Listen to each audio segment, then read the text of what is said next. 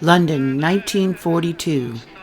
Although the city struggled with defiant resolve amidst the rubble of buildings destroyed by German air attacks, remaining shop windows were dressed in rationed optimism.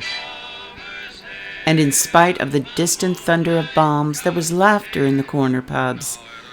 Families crowded around wireless sets, clinging to Churchill's promises and the belief that perseverance would win the day.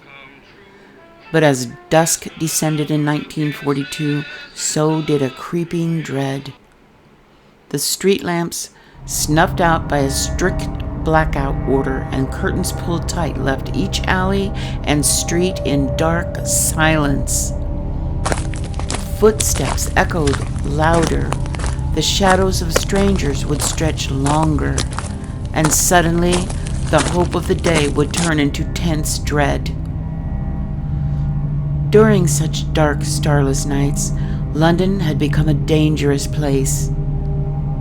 The blackout was creating the perfect atmosphere for all types of crime. Not only was there a fear of enemy warplanes bringing sudden death, violence was rife, and a new and mysterious killer would emerge from within London's own, dubbed the Blackout Ripper. The Blackout Ripper would create a sensation that rivaled the infamous Jack the Ripper who had dominated British headlines 50 years prior. The Blackout Ripper would claim the dubious distinction of coming to be known as having to have murdered at least 4 women and attempted to murder 2 others over a period of 6 short days in February 1942. A killer was roaming through the rubble of London. The Blackout Ripper would prowl the streets of London searching for his victims, as most hidden basements and bomb shelters amid the whining sound of air sirens. Evelyn Hamilton, a quiet, single, 40-year-old pharmacist, had last been seen having a nightcap at Maison Lyon's corner house before midnight. A white wine was her usual, and she was likely walking back home to her boarding house in the early morning hours. She was found the next day in a small bomb shelter, her skirts above her hips askew, but strangely, no sexual assault had occurred.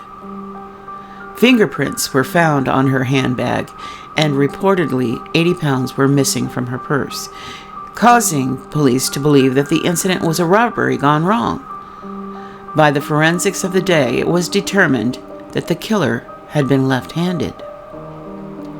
A day later, a second body of a woman was found, the body of 35-year-old Evelyn Oatley, a married woman.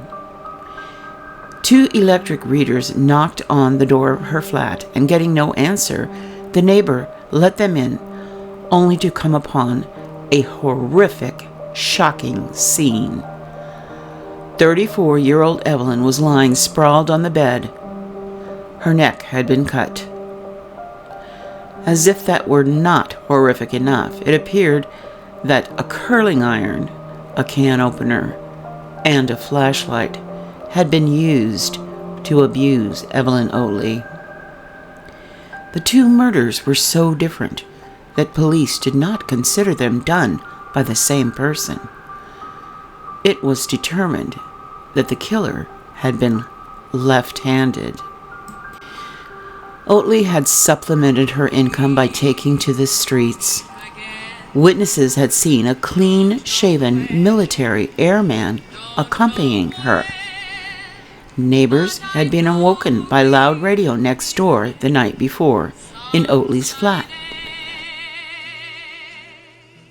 likely to cover screams. On Tuesday, the 11th of February, 43-year-old Margaret Florence Lowe, an older sex worker, had taken to the streets to pay for her daughter's boarding school fees.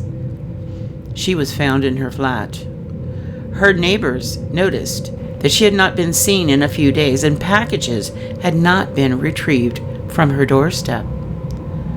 Her body, once discovered, had been mutilated with a knife and a razor.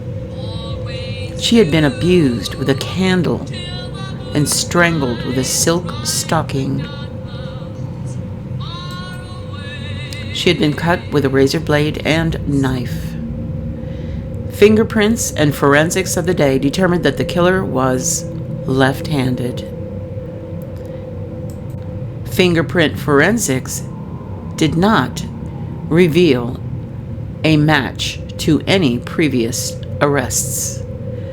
The pathologist, Bernard Spilsbury, commented after viewing the body's injuries that the murderer had to have been a savage sexual maniac. On February 12th, a sex worker, Catherine O'Kay, met up with a handsome military man in the evening. Blackout conditions were in force, and it was a murky night. Catherine invited the man to her flat. Once inside, the man tried to strangle her, but Catherine fought back and managed to wrest herself free. She ran screaming to a neighbor's flat. The attacker quickly dressed and followed her in the hall and begged her to return, offering her more cash and apologizing that he had had too much to drink. But then he left the cash and fled. He had also left something else behind, though, an Air Force belt. Having failed his attack, the Blackout Ripper, desperate for a victim, continued on that night until he succeeded. That same evening of Wednesday, February 12th, 32-year-old Doris Joannet, also known as Doris Robson, a sex worker, was murdered in the ground floor flat that she shared with her husband. She had been strangled with a silk stocking. Her abdomen and breast had been mutilated with a razor blade. It was at this point the newspapers began to describe the killer as the Blackout Ripper, in reference to the similarities with Jack the Ripper. On the evening of February 14th, Greta Hayward met an attractive man in uniform who offered to buy her a drink, then pushed her into a dark doorway and choked her. But the attack was interrupted by a delivery boy with a flashlight. Greta fought back. Fearful of exposure, the attacker fled, and Greta survived. The would-be killer had slipped up again, though, and had dropped a gas mask at the scene. There had been 2 human witnesses and an identifying piece of evidence: the gas mask that had an issue number on it, 525-9872, which was traced to a Royal Air Force Corporal, Gordon Frederick Cummins, the man the press called the Blackout Ripper. Cummins was 28 and a Royal Air Force serviceman with an impressive record. However, he was disliked by his peers and was known to be a braggart and a liar. His peers had nicknamed him the Count because he effected an elegant but fake Oxford accent and put on airs.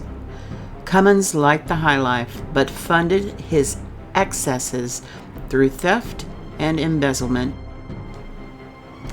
Cummins was also married and had even borrowed £1 from his wife the first night of the Blackout killings in order to spend a night on the town.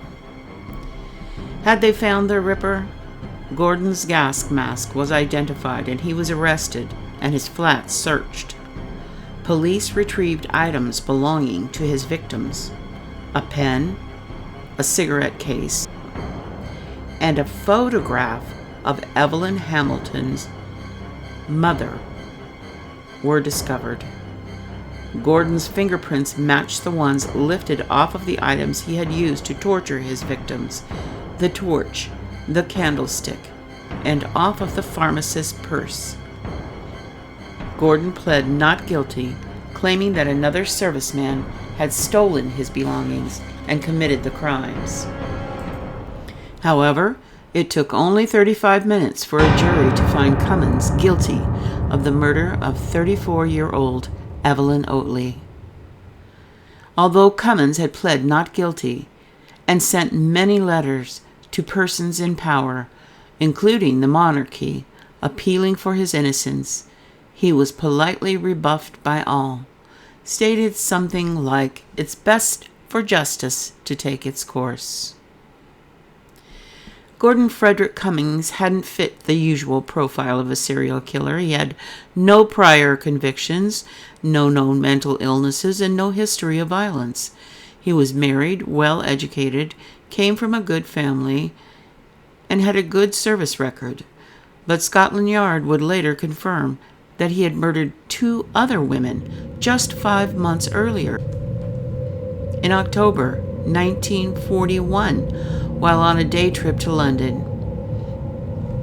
By the time of his arrest, Gordon Frederick Cummins had been dubbed the Blackout Ripper by the press. Yes, the trial had been swift. On June 25, 1942, the Blackout Ripper was hanged at Wandsworth Prison. Cummins had only been convicted of committing 1 murder, Evelyn Oatley's, but police believed he had committed all 4. In war, heroes and monsters often wear the same uniform. The Blackout Ripper was one of London's own, but he was no hero. While Londoners were gazing fearfully to the skies, an evil predator had lurked beside them in the streets, one born from their very own home soil. Even in times of unity and valor, evil can walk in the secrets of dark silence.